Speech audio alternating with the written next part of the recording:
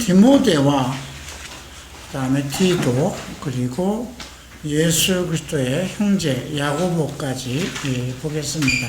별로 그렇게 성경에 많은 것이 나오는 개인적인 어떤 내용이 있는 것은 아니에요. 디도나 디모데나 모두 바울의 서신 가운데 포함된 사람들이죠. 디모데서가 있고 디도서가 있어요. 그런데 그것은 바울이 주관으로 기록한 것이죠.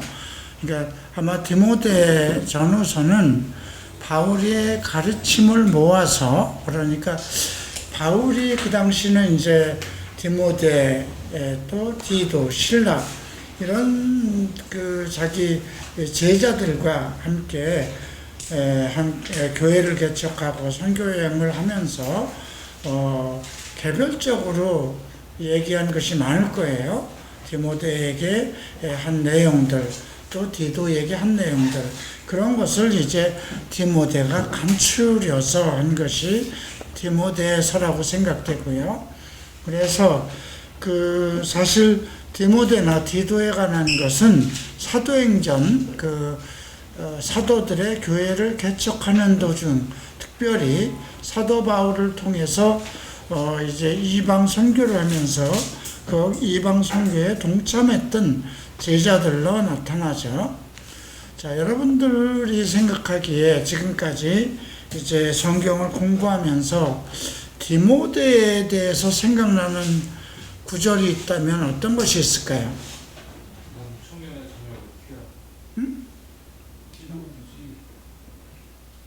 디모데후서 2장? 어떤 말씀인데? 너는 청년의 자녀를 피하고. 오케이. 그 말씀은 여러분들과 직접적인 관련된 말씀이기도 하고, 우리가 자기대면을 하면서 누누이 암송 선구로서 배운 말씀이죠. 디모데후서 2장 22절. 또 너는 청년의 정욕을 피하고 주를 깨끗한 마음으로 부르는 자들과 함께 의와 믿음과 사랑과 화평을 따르라. 또 어떤 생각나는 말씀이 있나요? 위장이 약한 사람. 위장이 약한 사람. 위장이 약한 사람. 그 말씀은 디모데 전서에 나와요. 그죠? 디모데 전서 5장인가 6장에 나오는 거죠? 5장 23절이죠. 이제부터는 물만 마시지 말고 내 위장과 자주 나는 병을 위하여 포도주를 조금씩 쓰라. 참 같이 이렇게 데리고 다니면서 정말 위장이라고 그랬어요. 그 위가 아파서 절절절절, 지금처럼 무슨 병원이 발달된 것도 아니고요.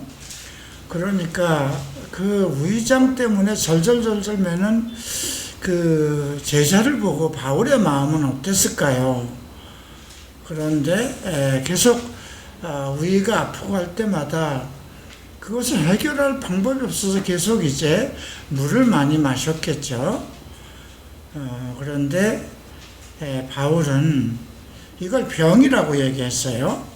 그래서 포도주를 조금씩 써라. 왜냐하면 그 당시 바울의 가르침 속에 어떤 사람의 감정을 부추기는 그런 일들, 술을 먹는 일, 이런 것들이 또 상당히 절제되고 그런 것들에 대해서 지금 이방 선교 속에서 나타난 많은 문제 중에 하나가 성적인 문제와 음주 이런 문제였거든요. 그렇기 때문에 정말 술을 먹으라고 얘기할 수도 없고 그런 상황인데도 얼마나 디모데가 이 위병 때문에 자주 나는 병이라고 했어요.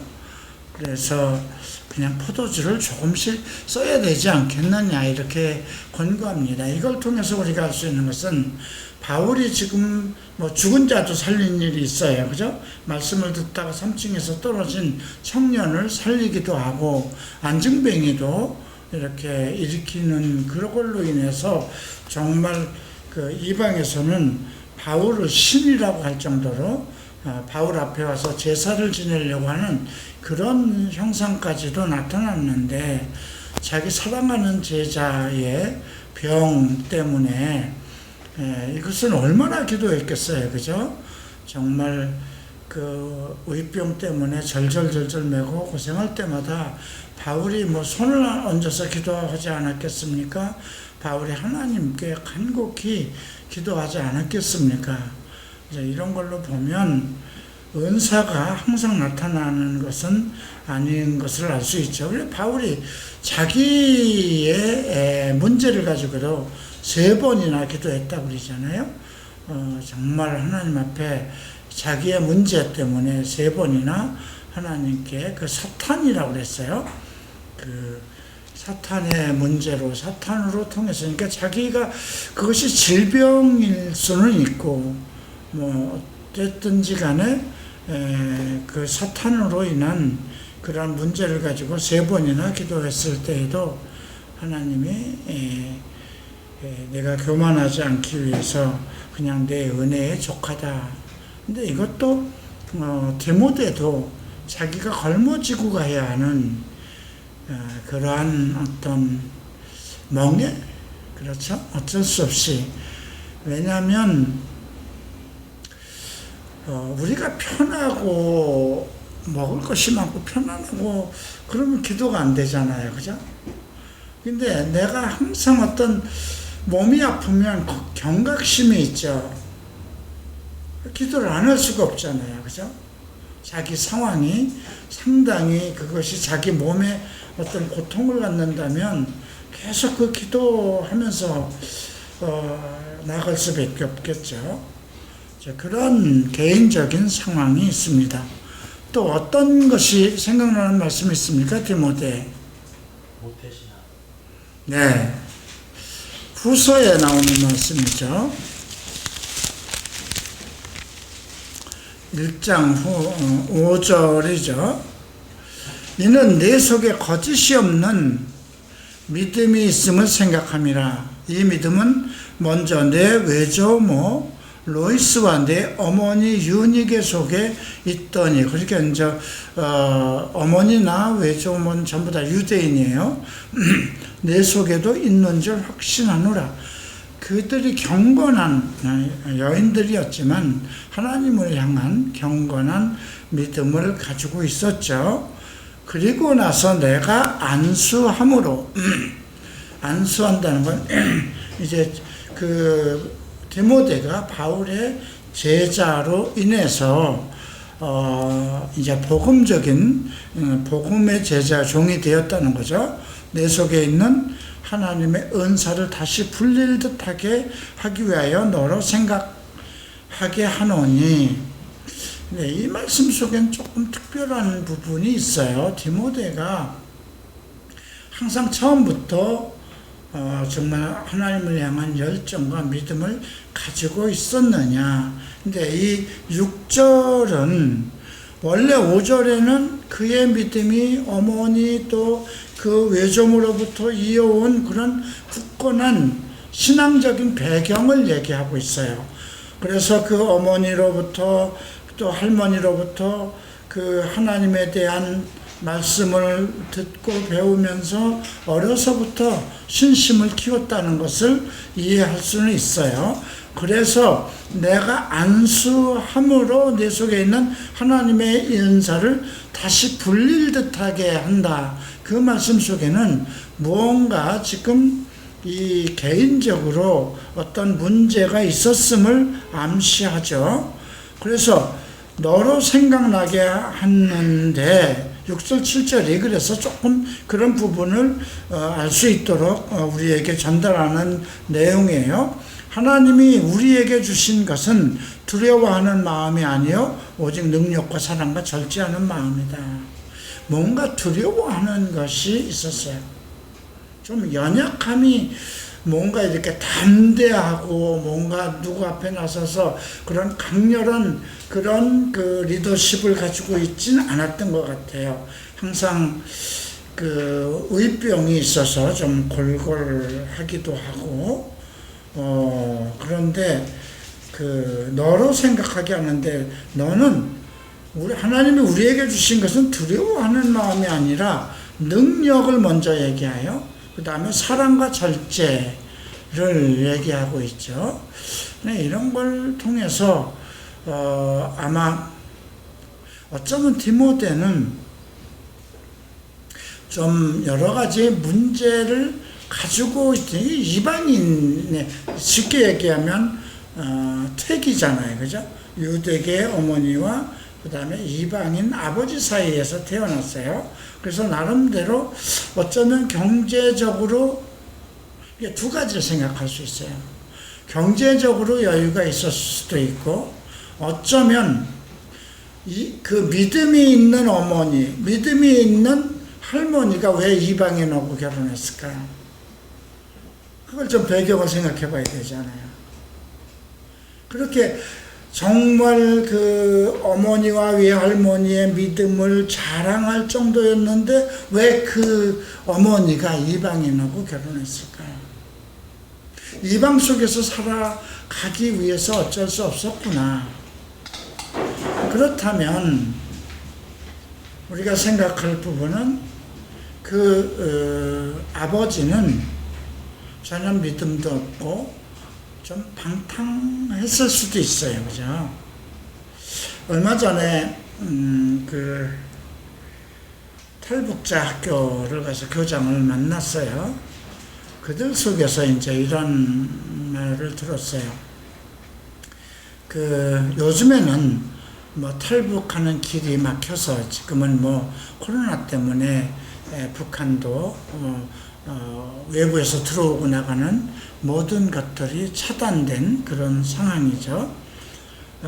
그래서 탈북해서 오는 루트는 거의 끊어졌대요. 그래서 지금 나오는 사람들은 거의 다 중국에서, 그러니까 이미 그 탈북해서 중국에 가서 살고 있는 여자들이 많은 거예요. 그런데 거기서 오래 살려면 중국인하고 결혼하지 않으면 안 돼요. 그러니까 그것은 중국인 그 영주권을 받기 위한 방법이거든요. 그런데 중국인도 북한에서 나온 그 조선족하고 결혼을 하는 사람들은 그렇게 여유 있고 능력 있는 사람이 아니라 가난한 사람들이 하는 거예요. 예, 그 중국은 돈이 많아야 여자를 데려올 수 있는데 돈이 없어서 결혼을 못 하는 거예요. 그러니까 거의 다 막노동자들이라든가 뭐 일도 못 하고는 그런 사람들, 그러니까 이제 조선족하고 결혼을 하게 되는 거죠. 그래서 그들이 결혼하고 자식을 낳기 전까지는 출입을 못 한대요. 강금, 집안에서 밖을 못 나간대요.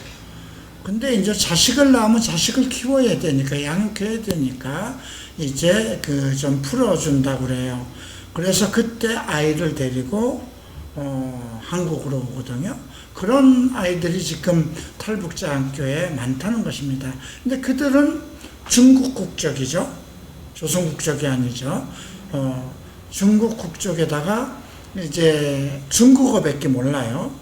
그리고 자기 아버지한테 버림을 받았다. 자기 어머니를 학대를 했기 때문에 되게 어려서는 어머니에 대한 열정을 가지고 있잖아요, 아이들이.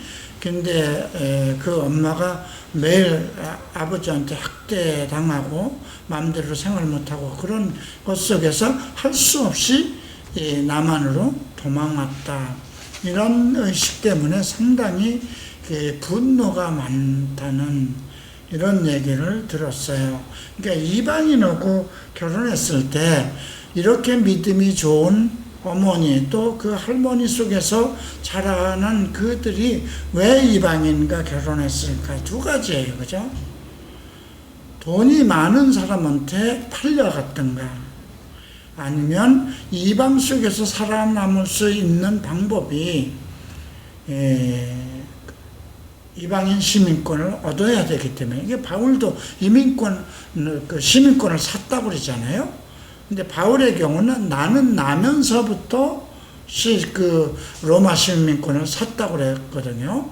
그 얘기는 그 아버지가 로마 시민권자라는 거죠. 유대인이면서도. 근데 이 경우는 좀 다른 경우일 수 있어요. 어머니를 통해서 언급을 하고 있기 때문에. 그래서 둘 중에 하나, 어쩌면 부잣집에 그 돈 많은 이방인에게 갔든가, 아니면 그 시민권을 받기 위해서 돈 없는 이방인하고 살았든가, 이 둘 중에 하나죠. 근데 돈이 많은 이방인에게 결혼했다면 아들이 그 복음의 사람으로 가게 하지는 않았을 거예요. 그죠? 복음 사역자가 되게 하지는 않았을 거예요. 이방인이 만약에 그 재물이 있고 뭐 일단 어느 시민권자로서 살아가기 충분하다면 자기 자식을 장사를 시킨다든가 사업가로 이렇게 키우려고 그러지, 그 정말 유대인 속에서도 이미 이단 괴수로 몰린 그 바울의 제자로, 그리고 일찍 바울을 만났잖아요. 그 이방 속에서. 그러니까 풍족한 그런 생활을 하던 것은 아닌 것 같아요. 그래서 우리가 이런 것을 생각했을 때, 그 디모데는 좋은 환경과 믿음은 가지고 있어도, 성장 과정이 믿음은 가지고 있었어도 그렇게 썩 좋은 그런 것은 아닐 거다, 이런 생각이 들고요. 그래서 이제 어떤 사역적인 면에서 좀 두려워하는 어떤 부분, 또 실패의 경험들, 이런 것이 있었지 않을까, 그렇게 이제 생각해 볼 수 있어요. 그리고 먼저 하나님께서 내게 주신 것은 두려워하는 마음이 아니요, 사랑이 먼저 나오지 않고 능력이 나왔어요. 그죠? 능력과 사랑과 절제하는 마음이라고 그랬거든요. 그러니까 디모데가 어떤 사역자로서 커다란 능력이 있었던 건 아닌 것 같아요. 바울의 제자로 신실하게 열심히 섬기며 가르치는 것, 그런 것이었던 것 같아요. 근데 항상 두려워하는 마음, 나 같은 사람이 복음의 종 바울의 제자로서 헌신할 수 있을까? 그러한 어떤 두려움이 사로잡혔을 수 있죠. 그렇기 때문에 바울이 능력을 얘기합니다. 하나님은 너에게 능력을 줬고 사랑을 줬고, 그 다음에 내가 뭔가 잘 절제 안 되는 부분을, 이제 옛날 성경은 근신이라고 됐어요. 믿음을 지킬 만한 그런 그 근신을, 그걸 원래 절제라는 말이 맞아요. 그러니까 이방인들 속에서 이방인 아버지 밑에서 또 살아가면서, 또 이방인 속에서 살아가면서 복음의 제자가 되기 전까지는 나름대로 어떤 과거가 있는 생활일 수도 있죠. 그래서 좀 감정적일 수도 있고, 또 그런 것들을 통해서 우리가 절제하는 마음이라는 걸 통해서 하나님께서 그에게 줄 때 꼭 필요한 걸 주시지 않겠어요? 예. 먼저 능력이고 사랑이고 절제가 왜 디모데에게 필요했을까? 그죠? 마음이 많이 슬픔을 당한 사람에게는 하나님이 무엇을 줄까요? 위로를 주시죠. 그런데 지금 바울은 내가 너를 안수함으로 내 안에 있는 게 불릴듯 일어났는데 능력과 사랑과 절제가 나타나기를 그렇게 기원했거든요. 자, 또 디모데 하면 생각나는 게 또 뭐가 있나요?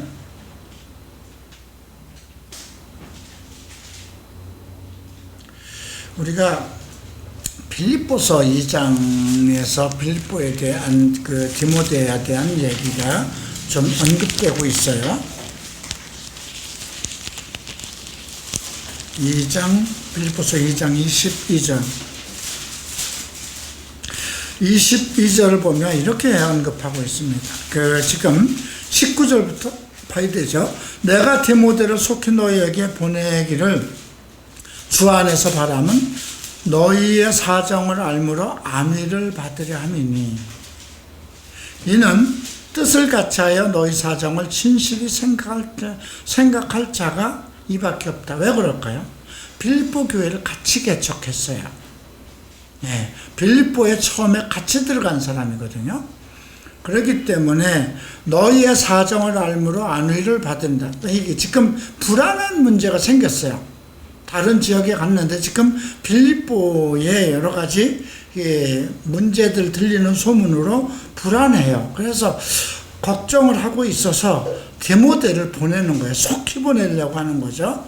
그래서 이는 뜻을 같이하여 너희 사정을 진실히 생각할 자가, 너희 사정이라는 건 그들의 가지고 있는 어떤 문제죠. 생각할 자가 이밖에 내게 없다. 자, 그들이 다 자기 일을 구하고 그리스도 예수의 일을 구하지 않는다. 내 주변에 사람들이 있지만 그들은 다 예수를 믿으면서도 자기의 일을 구한다는 거죠. 그런데 보낼 사람이 딱 하나 있는데 그게 디모데예요. 오직 예수를 위해서 모든 목숨을 내놓은 거죠. 그런데 22절 보면 이런 말씀, 디모데의 연단을 너희가 아나니, 연단이라고 합니다. 말이 연단이죠. 복음 사역 속에서 그냥 어쩔 수 없이 겪어야 되는 고난들이에요. 그죠? 배고픔과 핍박과 매맞음과, 바울이 그 얘기를 하잖아요. 자기는 40대에 한 대를 가면 태장을 3번이나 맞았다고. 근데 디모데가 제자예요. 같이 옥에도 들어갔어요. 먹을 것이 없으면 많은 우리 바울이 얘기를 하죠. 굶음도 얘기를 하고 추위에 떨고 그랬어요. 근데 이방인의 아들이니까 그거 안 해도 돼요. 바울은 그것을 하지 않아도 되는데, 디모데의 연단을 너희가 안 하니 자식이 아버지에게 함과 같이 나와 함께 복음을 위하여 수고하였느니라. 그죠? 나와 함께 자식이 아버지에게 함과 같이.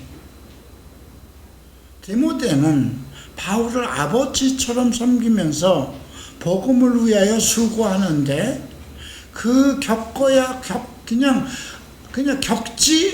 그냥 그의 생활이 개인적인 생활이 없었다는 거예요.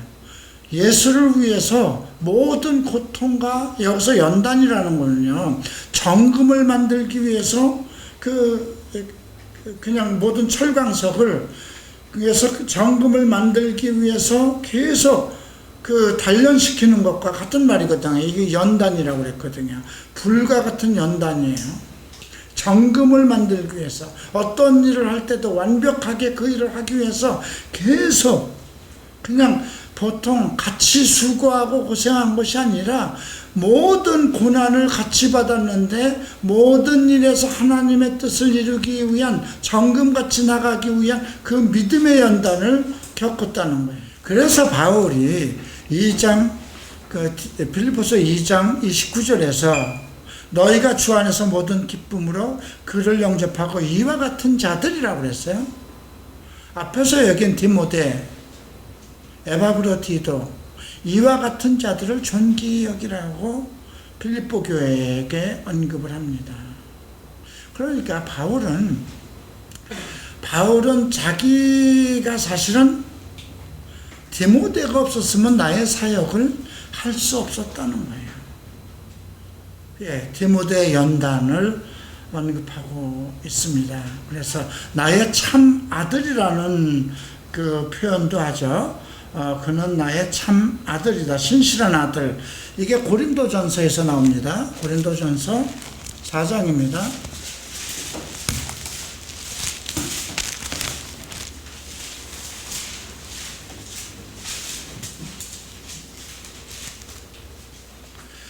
고린도전서 4장 17절 보면 이로 말미암아 내가 주 안에서 내 사랑하고 신실한 아들, 사랑하고 신실하다고 그랬어요.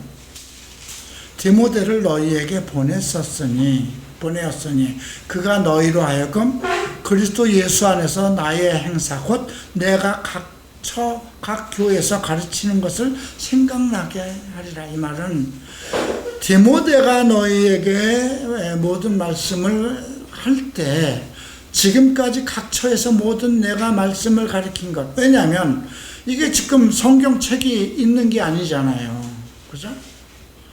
그냥 거기서 듣는 것이에요. 물론 이제 디모데가 있으면 디모데는 강의를 들으면서 다 메모했겠죠. 원래 그 헬라어를 이방인이니까. 예. 그런데 그걸 전부 다 복사해서 또 줄 수 있는 그런 시대가 아니에요. 그죠?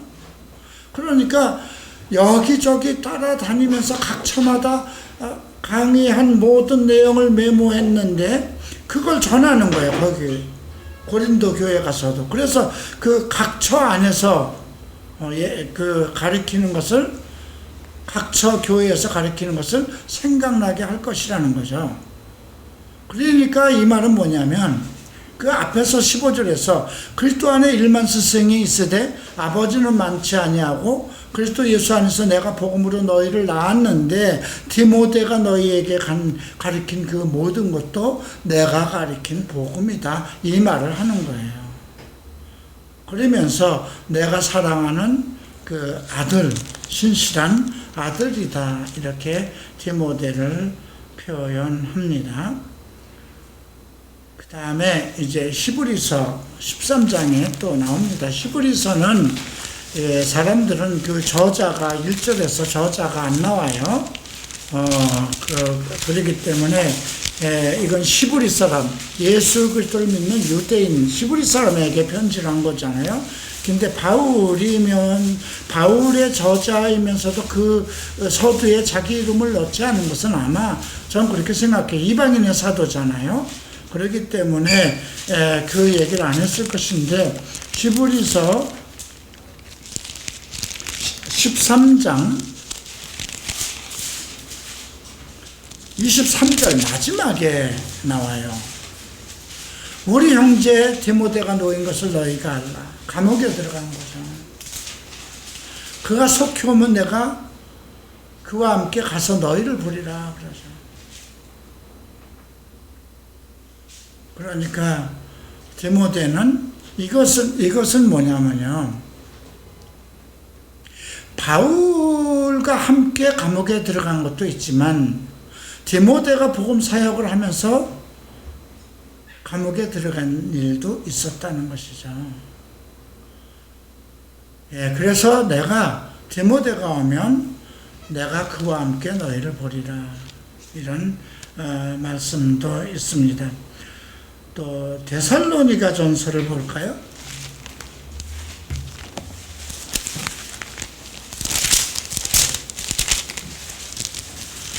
3장입니다.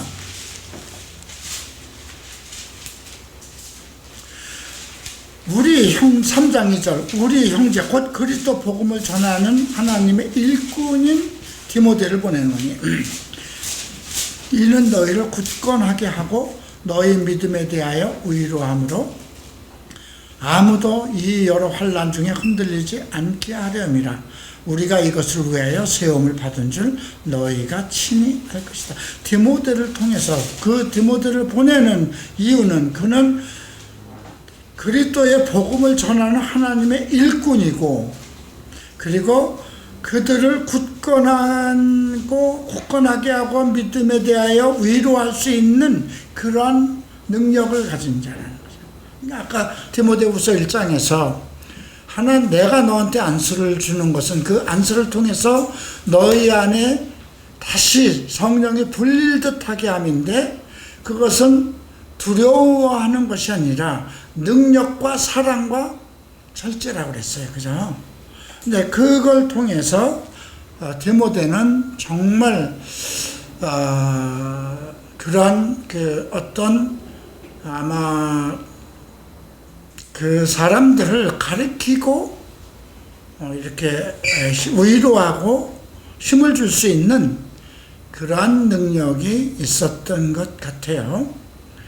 자, 맨 처음에 만났을 때 얘기가 어디에서 나오냐면 사도행전에서 나오죠. 사도행전 16장입니다. 1절이죠. 더베와 루스드라에도 이름에 거기 디모데라고 하는 제자가 있었어요. 이미 바울을 만나기 전에 그는 복음의 제자가 된 거예요. 그의 어머니는 믿는 유대인이요 아버지는 헬라인이다. 그래서 우리가 디모데후서 1장 5절 그 말씀을 이해할 수 있는 거예요.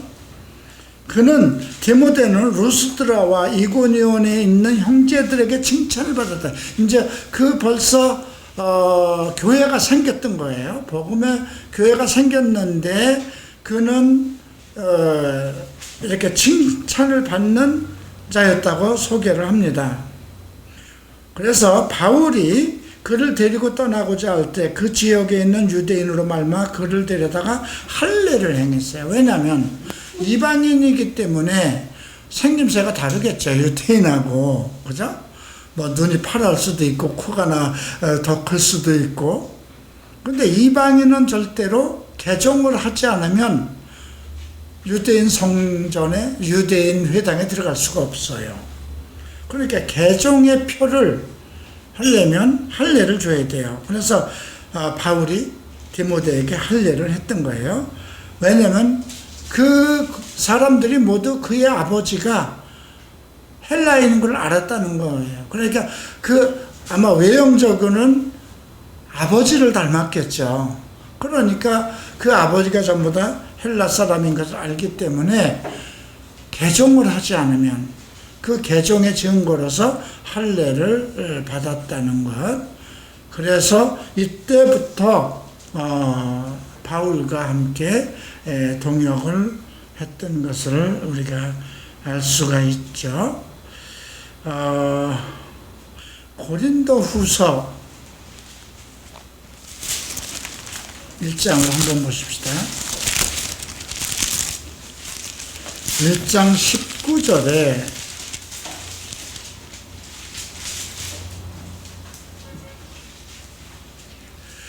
우리 곧 나와 실루아노와 디모데로 말미암아 너희 가운데 전파된 하나님의 아들 예수 그리스도는 예하고 아니라함이 되지 아니하였으니 그에게는 예만 되느니라.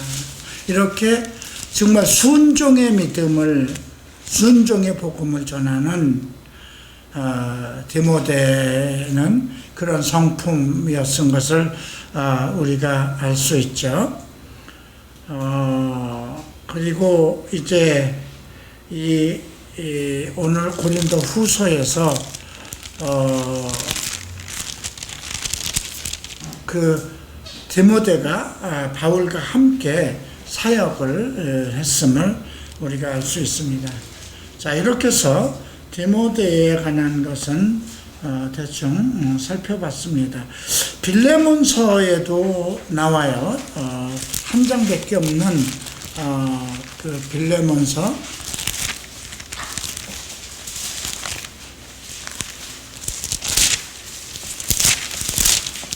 디도서 다음이죠. 마지막.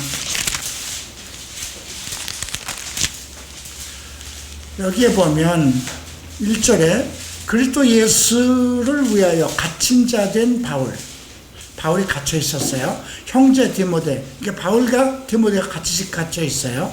우리 사랑을 받는 동역자인 빌레몬과 이렇게 편지를 하죠. 그러니까 참 고생 많았겠구나. 그죠? 하나님이 그 많은 제자를 주었는데, 물론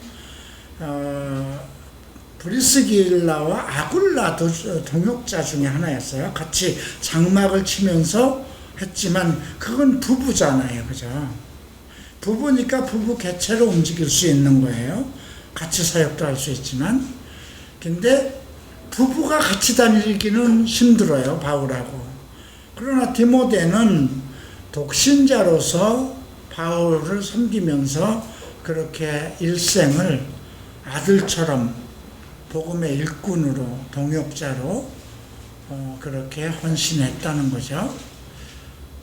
그래서 감옥에 들어갈 때는 같이 들어가고, 그리고 급한 일로 어디를 보내야 할 때는 다시 고린도 교회를 보내야 할 때라든가 빌립보 교회를 다시 보내야 할 때는 디모데를 보냈던 거죠. 그래서 우리가 고린도전서에서 이런 말씀이 있죠. 우리가 고린도전서 마지막에 참 의미심장한 얘기를 바울이 합니다. 16장 10절 보면 디모데가 이르거든. 이제 디모데를 보내는 거예요. 그 지역에. 너희는 조심하여 그로 두려움 없이 너희 가운데 있게 하라. 그러니까 여기에서 무슨 문제가 있었을 수도 있어요. 그죠? 상당히 거기를 가기를 꺼려했을 수도 있어요. 왜냐하면 너무나 그냥 바울이 개척한 교회, 디모데와 같이 개척한 교회인데도 문제투성이잖아요. 그죠? 험한 사람들이잖아요.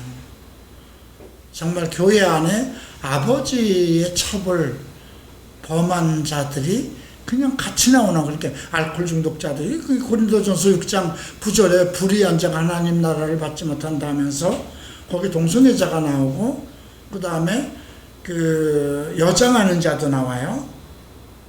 그 다음에 알코올 중독자도 나와요.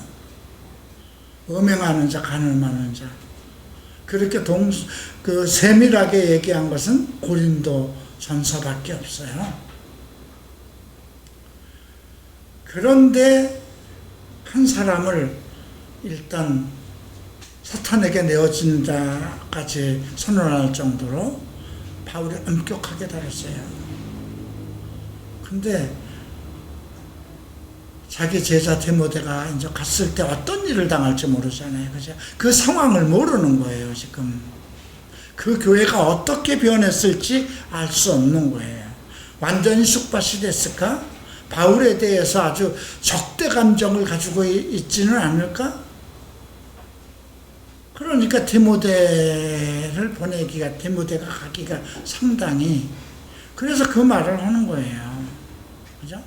아볼로도 가기가 싫다고 그랬잖아요. 12절에 보면 아볼로에 대하여 그에게 형제들과 함께 너희들에게 가라. 몇 사람, 야, 디모데가 이번에 가는데 자네도 좀 가면 어때? 그랬는데 1절 내가 많이 권하였다고 그랬어요. 근데 지금은 전혀 없다. 지금을 갈 뜻이 다른 성경은 1절이라고 되어 있어요. 전혀 없으니 그래도 기회가 되면 가지 않겠냐? 너희들이 편안하고 뭔가 잘 풀렸다 그러면 그때 가지 않겠느냐 이 말이에요. 양 형제가 디도도 가고 디모데도 가고 하니 너도 좀 가라. 그런데 저는 안 갈랍니다. 아니, 내가 그 아데네 일대에 그들을 얼마나 정말 열심히 가르쳤는데, 아니, 내 이름을 들어서 나의 파벌이라 아볼로 파라고 하는, 그리고 교회를 개척하고, 이게 말이 됩니까? 아마 그런 심정이었을 거예요. 디모데는 그 이방인 속에서 자라났기 때문에 그들을 감당할 수 있는 그러니까 그런 속에서 복음을 전해야 되기 때문에 아마 디모데는 매일 금식하지 않았을까 싶어요. 그러니까 우이병이 났다고 그러잖아요. 그러니까 매일 너무 물만 마시지 말고 포도주를 좀 조금씩 써라. 너희는 조심하여 그로 두려움 없이 너희 가운데 있게 하라. 참 어떤 일이 있었는지. 근데 이번에 저는 고린도서를 이렇게 보면서, 특별히 후서를 보면서 많은 것을 생각하게 돼요. 고린도 교회에 일어난 문제가 정말 심각했구나.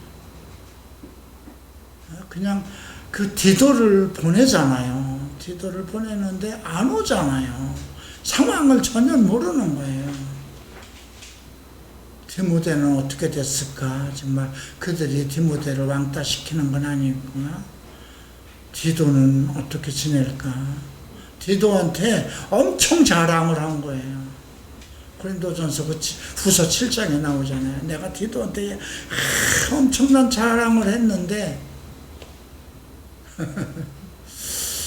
그런 상황을 보고 자, 이제 디도로 넘어갑니다. 다음 페이지죠. 자, 디도에 대한 말씀은 고린도 후서에서 처음으로 나옵니다.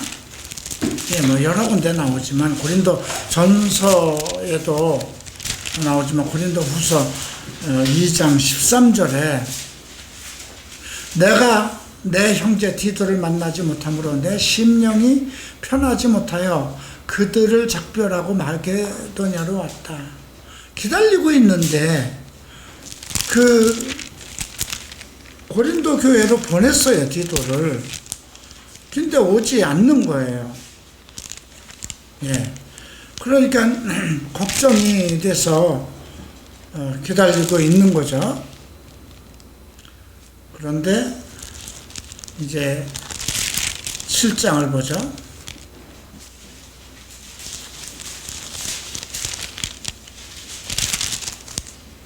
7장 6절에서 이제 5절에서 이렇게 됩니다. 우리가 마게도냐에 이르렀을 때 우리 육체가 편치 못하였고, 육체가 편치 못했다는 건 몸이 안 좋았다는 거예요. 상황이 먹을 것이 없으면 육체가 불편하죠. 여러 가지 상황이 안 좋은 거예요. 사방으로 환난을 당했다는 것은, 근데 보세요. 어떤 육체가 마음대로 편안할 길이 없는, 그러니까 잠잘 수도 없는 상황이요, 편히 먹을 수도 없는 그런 상황인데, 사방으로 환난을 당하여 밖으로는 다툼이요 안으로는 두려움이야. 내적 고통이 있고 밖으로는 다툼. 그냥 그러니까 이게 어떻게 살아갈까? 그 육체가 편치 못하죠. 그러나 낙심한 자들을 위로하시는 하나님이 디도가 om으로 우리를 위로하셨다. 마음속에서 고린도 교회에 대한 걱정이, 디도가 오지 않으니까 어떻게 됐을까? 디도 잘못된 건 아닌가? 디모데는 잘못된 거 아닌가? 그 교회 박살난 거 아닌가? 이제 그런 걱정 속에 있는데, 그것뿐이 아니라 그냥 밖으로는 다툼이 있다는 건 뭐예요? 그 지역 사람들이 지금 바울의 사역에 대해서 공격하는 거예요. 그러니까 하나님의 교회를 이렇게 개척하고 있는데, 그러한 고린도 교회에서 발생한 여러 가지 문제로 인해서 유대인들에게, 그래 네가 한 것이 그렇지, 응? 그게 교회냐? 뭐 이런 비방들이 계속 다툼이 있었겠죠. 그러니까 복음을 전할 수가 회당에 가서 그리스도의 위대함과 그리스도의 능력과 교회에 대한 자랑을 할 수가 없는 거예요. 다툼이 일어나는 거예요. 그리고 내적으로는 막 두려운 거예요. 그런데 그래서 낙심한 자들을 위로하는 하나님이 디도를 om으로 우리를, 여기서 낙심한 자를 위로했다는 건 바울도 견딜 수 없는 그 상황 속에서 낙심하고 있었다는 거예요. 근데 디도가 와서 우리를 위로했는데, 그가 온 것뿐 아니요 오직 그가 너희에게서 받은 그 위로로 위로하고, 너희에게서 받은 위로 뭘까요? 고린도 교회 사람들이 상당히 달라지고 있었다는 거예요. 그래서 그 바울은 그때 그 고린도 5장에서 있었던 그 사건, 그리고 많은 책망, 교회의 분열에 대한 책망, 그 성찬에 대한 엉망진창인 것, 그런 걸 책망을 했어서 이건 교회도 아니고 다 깨지지 않았을까 그랬는데, 디도를 위해서 통해서 좋은 소식을 들은 거죠. 왜냐하면 너희의 사모함과 애통함과 나를 위하는 열심이 있는 것을 우리에게 보고했다는 거죠. 바울은 불안해하고 낙심하고 어떻게 됐을까? 소식은 오지 않았는데 딱 오자마자 지금 그들이 바울을 향한 그 열정과 애통함과 그 얼마나 사랑하는지 아십니까? 그 소식을 전한 거예요. 그때서야 내가 괜히 그런 편지를 써서 너희에게 근심을 줬구나. 그렇게 계속 걱정하고 있어. 내가 편지를 왜 그런 걸 써가지고 그냥 하나님한테 맡기지, 그걸 해가지고 왜 이렇게 됐나 했는데, 그 걱정이 너희들을 회개케 했고, 그 편지가 너희를 근심케 한 그 편지가 너희를 회개케 했고, 그 회개를 통해서 그 하나님의 뜻을 이루었다는 그런 편지를 7장에서 하는 거죠. 계속 위로를 얘기를 합니다. 그리고 14절에 이런 말이 있어요. 내가 그에게 너희를 위하여 자랑한 것이 있더라도 부끄럽지 않다. 왜냐? 13절에 이로 말미암아 우리가 위로를 받았고, 우리가 받은 위로 위에 디도의 기쁨으로 우리가 더욱 많은 기쁨. 고린도 교회의 모든 그 열정적인 소식, 바울을 향한 그 사모함, 애통함을 듣고 나서, 그리고 디도가 거기서 정말 그들의 믿음 때문에 위로를 받고 그 기쁨을 전하는 것, 기뻐하는 것. 디도의 기쁨으로 우리가 더욱 많이 기뻐함은 그의 마음이 너희 무리로 말미암아 안심함을 받아. 근데요, 디도가 얼마나 근심이 많았을까요? 그죠? 이제는 가서 그들을 보고 있으면서 안심함을 받았다는 것은 더 이상 걱정하지 않아도 됩니다 하는 거잖아요. 근데 14절에 보면 너희를 위하여 자랑한 것이, 내가 그에게, 디도에게요, 너희를 위하여 자랑한 것이 있더라도 부끄럽지 아니하노니 우리가 너희에게 이른 말이 다 참된 것 같이 디도 앞에서 우리가 자랑한 것도 참되다. 그러니까 디도에게 거기를 고린도 교회를 가면서 고린도 교회를 엄청 자랑한 거야. 거기 가면 이런 애도 있고 이런 애도 있고 이런. 근데 여러분들 부모들이 그렇죠. 아무리 엄한 아버지도 어머니도 여러분들이 잘못하면 막 야단하고 아이고 참 그렇게 살 바에는 나가 죽어라 그러면서도 자기 친정에 가서나 자기 집안 어른들한테서 누구는 잘 있어 어때? 그러면 자랑합니다. 그러면요 그냥 뭐 직장도 하고 결혼해서 살 만큼 하고 부모한테도 얼마나 잘하는지, 아무리 불효라도 부모는 그렇게 얘기합니다. 나도 여러분들에게 항상 야단치고 잘못한 거 뭐 그런 것을 항상 지나가지 않고 책망을 하고도 밖에 나가선 내가 자랑할 게 여러분들밖에 없습니다. 그 바울이 그걸 얘기해요. 디도 앞에서 우리가 자랑한 것도 참되게 되었도다. 근데 만약에 그들이 정말 엉망진창이었고 변한 것이 없고 그랬다면 디도가 와서 나를 보낼 때 그렇게 자랑을 해서 내가 정말 그들의 모습, 변한 모습, 정말 고린도 교회에 대해서 어떤 저걸 보고 갔는데 그게 교회입니까? 그게 그렇게 할 거잖아요. 근데 지금 디도 앞에서 우리가 자랑한 것도 참되게 되었다는 거죠. 그가 너희 모든 사람들이 두려움과 떨림으로 자기를 영접하여 순종한 것. 두려움과 떨림으로 디도를 영접하였다는 겁니다. 그리고 순종하였다는 겁니다. 너희를 향하여 그의 심정이 더욱 깊어졌다. 그냥 갔다 온 후에 디도의 마음속엔 고린도 교회 성도들만 생각하는 거예요. 내가 범사에 너희를 신뢰하게 된 것을 기뻐하는. 그래서 그 전까지는 그냥 고린도 교회에 대해서 그냥 사탄에게 던져버린 놈들, 정말 저들은 사람이 될까 그렇게 했는데 이제 모든 일에 대해서 범사에 신뢰하게 되었다는 거예요.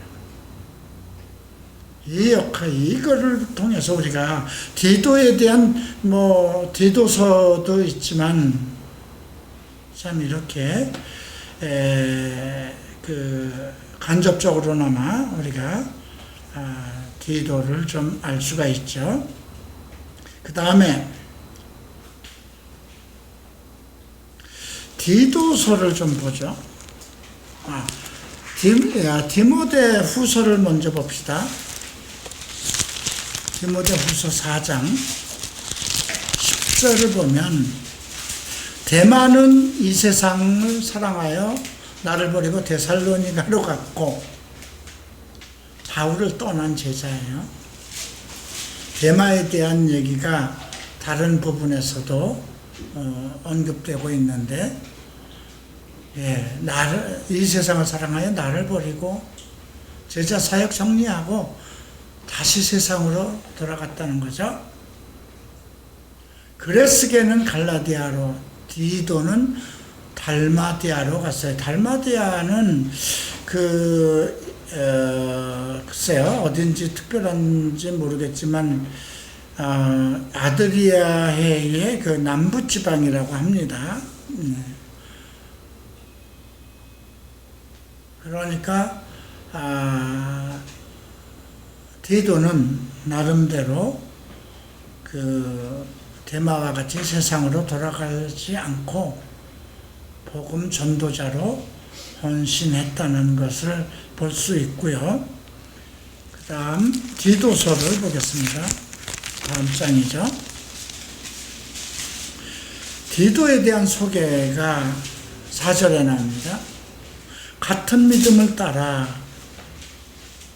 나의 참 아들 된 디도에게, 믿음으로 낳은 아들이죠, 편지하노니 하나님 아버지와 그리스도 예수 우리 구주로부터 은혜와 평강이 내게 있을지어다.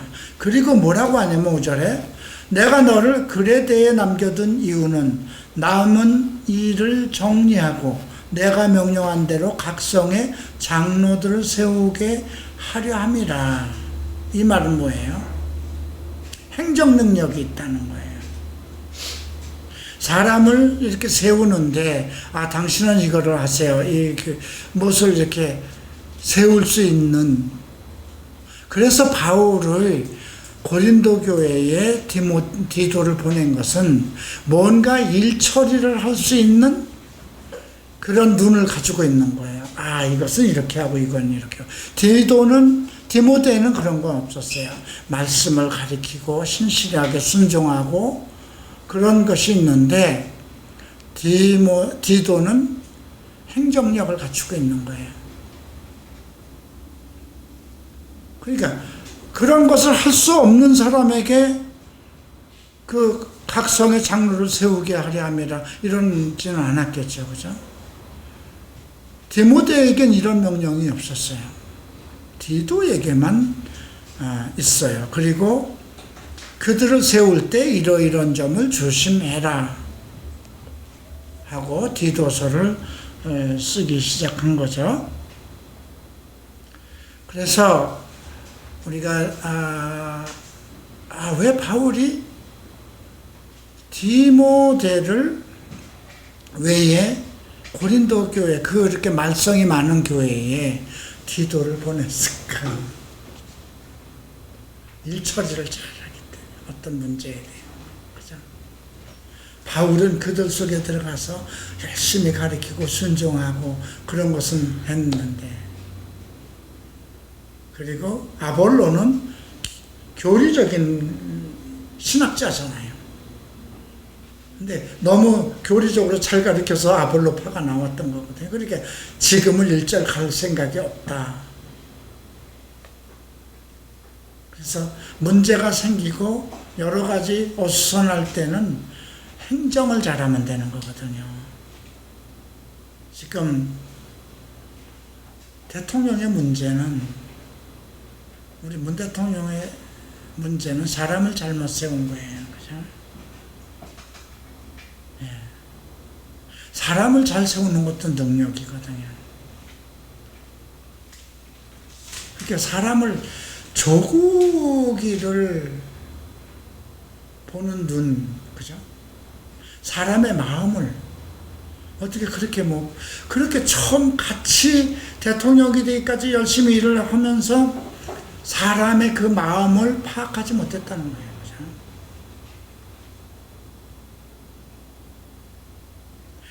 양정철이라는 사람이 나오죠. 전략가입니다. 책략가입니다. 근데 문 대통령이 글을 한 번도 쓰지 않았어요. 청와대든 어디든 강요로든. 근데 문제가 있을 때마다 외국에 나가 있다 양정철이가 들어와, 이번에도 들어왔다 그러죠. 그러면서도 어떤 요직이나 청와대나 이런 데 안 들어갑니다. 왜 그럴까요? 저는 그렇게 생각해요. 문 대통령보다 양정철이가 모든 것을 파악하는 능력이 있는 거예요. 근데 문 대통령이 글을 쓰면은 자기의 권위에 문제가 생길 수가 있어요. 자기는 자기가 다 하고 싶은 거예요. 그러니까 안 쓰는 거예요.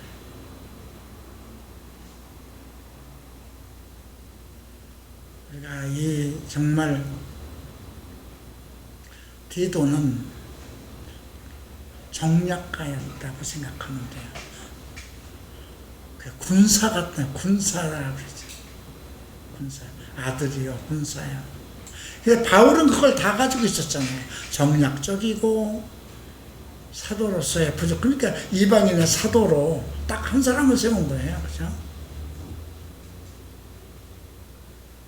유대인을 위해선 12사람을 세웠었어요. 너희는 이방인으로 가지도 말고 사마리아도 가지 말고 오직 길 잃은 유대인에게 가라 그러죠. 네, 이방인을 위해서는 예수를 믿지 않고 열정적인 유대인, 랍비가 되고자 하는, 그리고 이방에서 최고의 공부를 하고 머리가 명석하고 모든 판단력이 빠르고, 그죠? 그런 바울을 택했다는. 자, 오늘 여기까지. 고린도 후서 한번 7장 다시 한번 보고 마치겠습니다.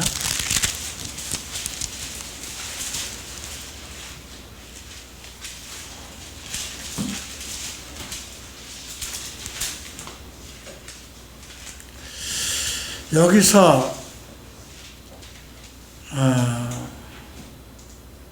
우리가 받은 위로 위에 디도의 기쁨으로 우리가 더욱 많이 기뻐하면 그의 마음이 너희 무리로 말미암아 안심함을 얻었다. 이 말 속에서 발견할 수 있는 건 디도가 가서 어지러운 부분을 완벽하게 안심할 수 있도록 해놓고 왔다는 거예요. 네.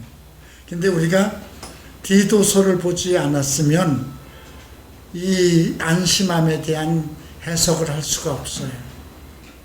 그가 갔다 옴으로 말미암아 너희 무리로 말미암아 안심함을, 그의 믿음은 뭐예요?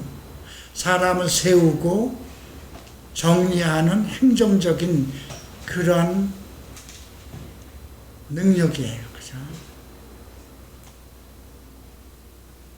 그래서 바울이 너를 거기에 그레데에 남겨둔 일은 장로를, 각 성에 장로를, 목사들을 잘 세우려 합니다. 예. 자, 오늘 이렇게 해서 디도를 배웠고요. 야고보까지 하십니다. 야고보는 뭐 복잡하지가 않나요? 야고보서를 하나 썼지만, 여기 야고보서를 쓴 야고보는 누굴까요? 누구인 것 같아요? 예수님의 형제예요. 예수님의 형제에 대해서 복음서에 나오는 부분이 어딜까요? 네, 요한복음 7장입니다. 초막절이 가까울 때, 초막절이 되면, 절기가 되면 예루살렘 32km 반경에 있는 모든 남자는 다 예루살렘으로 가서 거기서 예배를 드려야 돼요. 근데 3절에 보면 그 형제들이 예수께 이르되 당신이 행하는 일을 제자들도 보게 여기서 떠나 유대로 가소서. 스스로 나타나 이를 구하면서 묻혀서 일하는 사람이 없나니 이 일을 행하려 하거든 자신을 세상에 드러나서. 당신 메시아라고 떠들고 다니잖아. 그럼 뭐 당신이 행하는 거 다 제자들에게 알려야 되는데 왜 안 올라가고 있어요? 이거예요.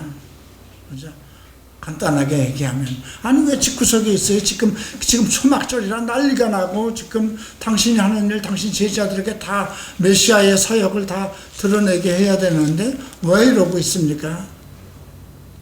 예수 그리스도에 대한 자기 형이지만 메시아에 대한 신뢰가 없었던 사람입니다. 그런데 사도행전 16장에서 언급되고 있죠.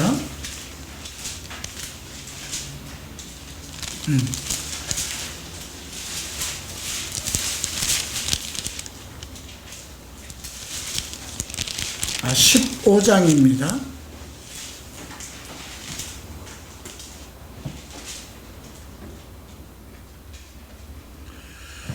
자, 여기에 보면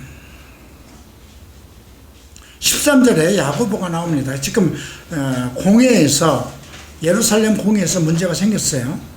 이방인들에게 모세의 법대로 할례를 받지 아니하면 능히 구원을 받지 못하라고 가르치라고 지금 그 많은 유대인들, 제사장들, 그런 사람들이, 그들이 예수를 믿어요.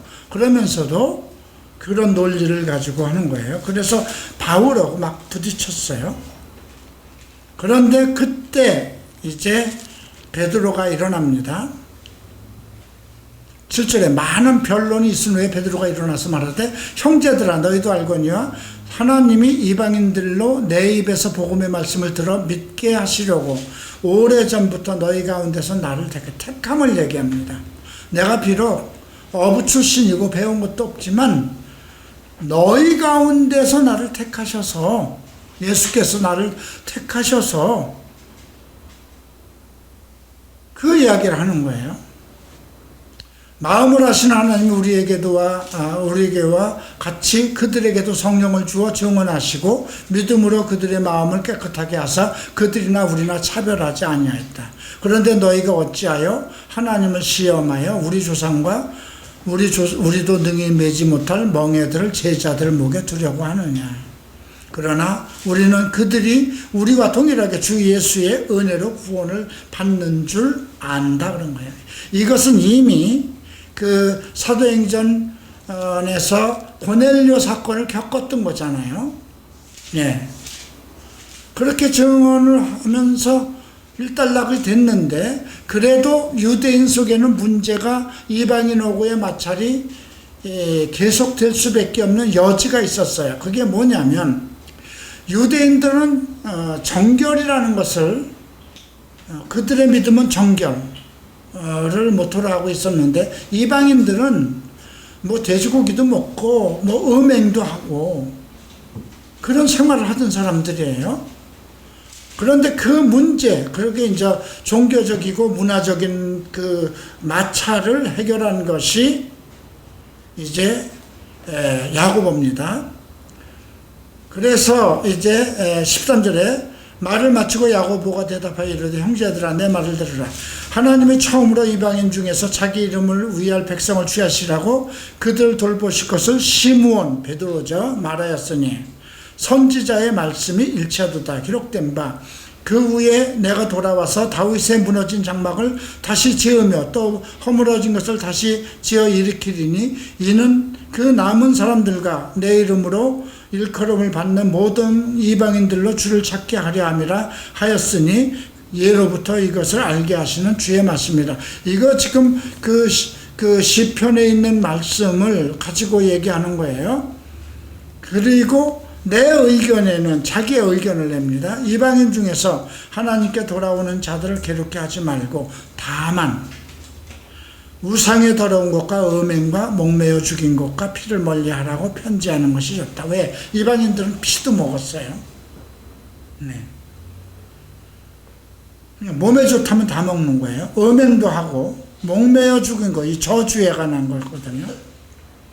근데 이방인들은 그런 것에 대해서 꺼리낌 없이 행동을 한 거예요. 이걸로 인해서 그러면 한 회당에서 예배를 못 보는 거예요. 그죠? 그래서 그들의 그 행위를 그런 거는 하면 안 된다. 우상의 제물과 음행과 목매어 죽인 것과 피를 멀리하라고 편지하느니. 그래서 그걸 편지 내용에 각 회당에 돌린 거예요. 세례는 안 받아도 좋다. 그러니까 모세의 할례는 안 받아도 좋지만 문화적인 종교적인 마찰이 있는 것은 해결해야 되는데 그건 유태인의 법을 따라야 된다는 거예요. 이렇게 해서 해결을 시킨 거예요. 그러니까 이런 것들이 상당히 그러니까 야고보가 예루살렘 그 지도자 회의에 공회에 의장이 될 수 있었던 거예요. 이런 것을 다 정리할 수 있는 그런 능력을 가지고 있었기 때문에. 자, 이제 야고보서를 좀 봅니다.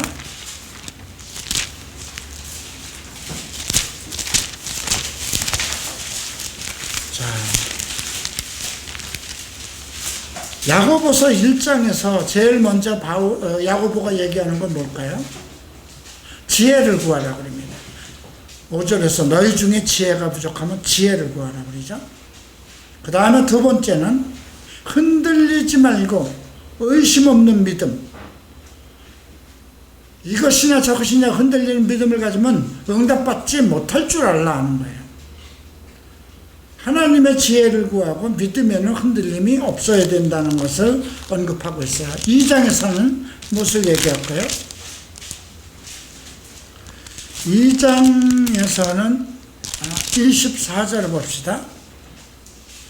사람이 행함으로 의롭다 하심을 받고 믿음으로만 아니라. 이건 뭘까요? 믿음에는 행함이 따라야 된다는 거예요. 믿음에는. 근데 원래 구원은 행함으로 받는 게 아니라 구원으로 받는 거예요. 그죠?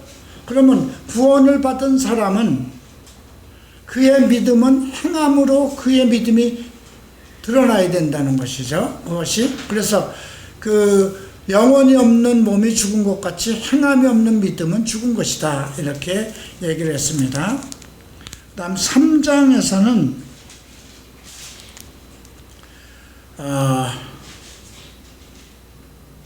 성결을 얘기합니다. 3장 17절 보면 위로부터 난 지혜는 첫째 성결하고 다음엔 화평하고 관용하고 양순하고 긍휼과 선한 열매가 가득하고 편견이 없나니. 근데 이 3장에서는 지도자에 대한 걸 얘기해요. 너희들 너무 지도자 되려고 하지 마라 이런 얘기를 합니다. 왜냐하면 지도자가 실수하면 안 되는 것을 언급하는 거예요. 그냥 아무나 개나 소나 지도자 되려고 하지 말라는 거예요. 실수가 많으면 안 된다는 거죠. 특히 말에 대한 실수를 언급하고 있어요. 그리고 지혜자는 반드시 위로부터 오는 하나님의 지혜를 얻어야 되는데 첫 번째가 성결이라고, 그 다음에는 화평과 관용이라고 언급하고 있습니다.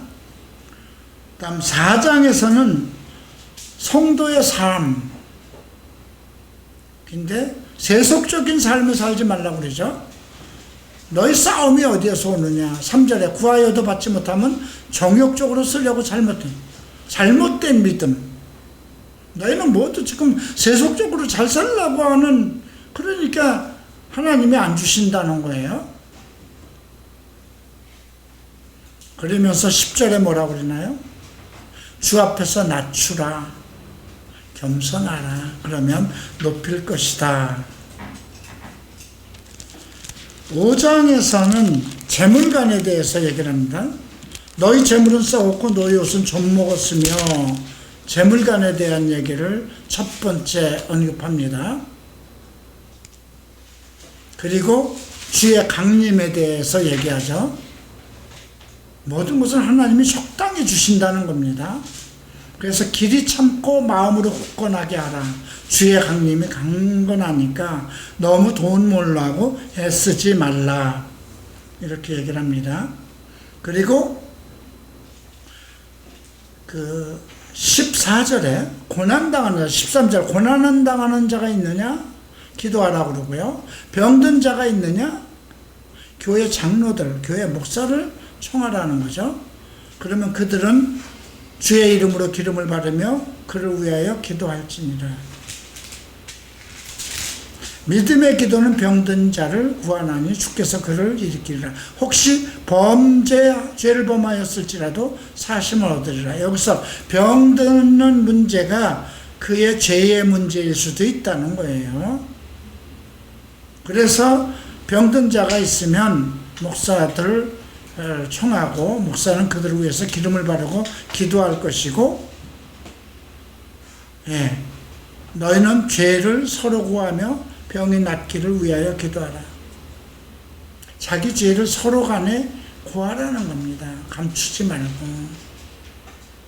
그걸로 인해서 병이 나타날 수도 있다는 거죠. 그리고 의인의 간구는 역사하는 힘이 있다. 이렇게 기도에 관한 것과 죄에 대한 고백과 또 자기들의 지도자와의 관계에 대해서 언급하고 있습니다. 그러니까 야고보는 상당히 야고보서를 보면 아주 맑고 클리어해요. 깨끗해요. 어떻게 살아야 될까? 지도자로 어떻게 살아야 될까? 성도들은 어떻게 해야 될까? 지도자와의 관계는 어떻게 가져야 될까? 이렇게 언급하고 있습니다. 자, 이렇게 해서 오늘 야고보서까지 마쳤습니다. 다음에는 빌립 집사, 스테반, 막달라 마리아까지 나왔네요. 다음 주에 마치도록 하겠습니다. 혹시 오늘 세 사람 가운데 혹시 질문할 것이 있으면 질문하시기 바랍니다.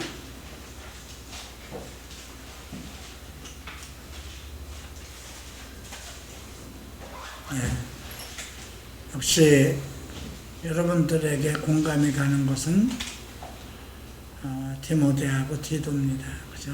디모데.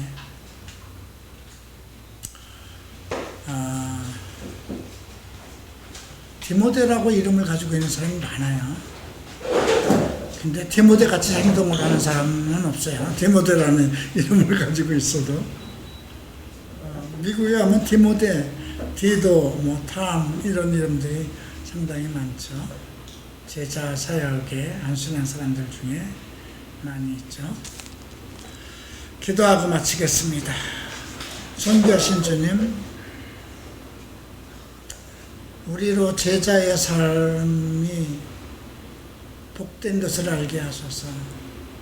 위로부터 오는 지혜, 첫째는 성결함이라고 했습니다.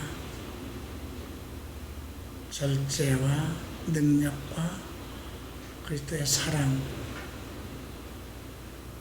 우리의 헌신함이 오직 그리스도의 영광을 드러내는 자가 되며, 나 한 사람의 희생과 봉사로서 교회가 평안해지고 많은 사람들의 영혼을 위로하고 도움이 되는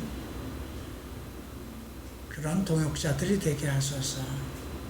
나만을 위한 것이 아니라 나의 희생과 봉사로 우리가 같이 교회가 위로받고 커다란 하나님의 뜻을 이루는 하나님의 교회의 일꾼이 되게 하소서. 감사하며 예수 그리스도 이름으로 기도합니다. 네, 마치겠습니다.